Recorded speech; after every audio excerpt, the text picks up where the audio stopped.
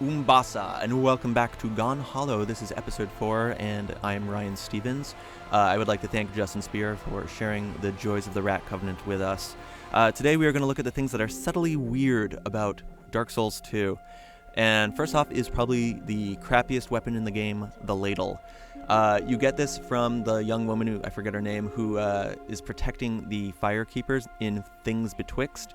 If you kill the Cyclops, I don't know if you have to kill all 3 or just one, she will give you her ladle as a reward. It is incredibly weak, has bad durability, and even if you land like a backstab or like a parry, it's just not going to do a lot of damage.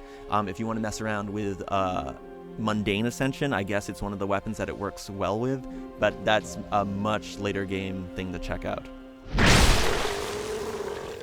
Not incredibly weird, because they've been in this sort of game before, but I love mimics, and I wanted to just take the time to let everyone know that if you have killed all the mimics immediately because you attack every chest that you find, you should really let one just kind of spawn and run around. I would say they're a little less dangerous than in the past, but they look a lot cooler. I like their little eyes. They're kind of like little dogs now instead of giant punters before. And I don't mean that in a British way. I mean that in a way where people punt footballs or soccer balls or something like that.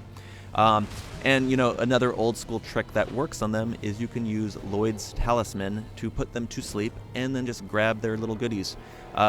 Lloyd's Talisman is one of those items that you would think maybe would be useful in PvP because it stops the other person from using Estus, but people tend to forget about it, and it's pretty expensive and rare. But it's fun to use on the mimics and get a little more joy out of my favorite little enemy. Here's one that I figured out by just messing around. In the Lost Bastille, there's this barrel that you probably have used to blow up and open up the secret passage to Macduff's workshop. I was really into log rolling as a child. No, that's not true, but I like jumping around and stuff and just being a goof. And I found out that you can kind of jump over the barrel, and if it has a little bit of velocity on it, the physics system goes a little haywire, and sometimes you get thrown really, really far, and then sometimes there's even some extra like inertia drag on you, and you'll kind of get, even if you're at a standstill, get kind of pulled into the world. It's a fun thing to mess around with. I'm not sure if any speedrunners would use this for inglorious means to shave off a couple seconds or anything like that, but the physics in the game are definitely a little wonky at times, and this is just one of the little fun things just to mess around with, and I don't know, it just looks funny. It's fun to do. Check it out. And finally, the Grave Warden was one NPC I wasn't able to really talk to my first time playing the game because I found my Torchbearer. If anyone's into playing old school pen and paper RPGs, I think there actually is a pen and paper offshoot called Torchbearer now.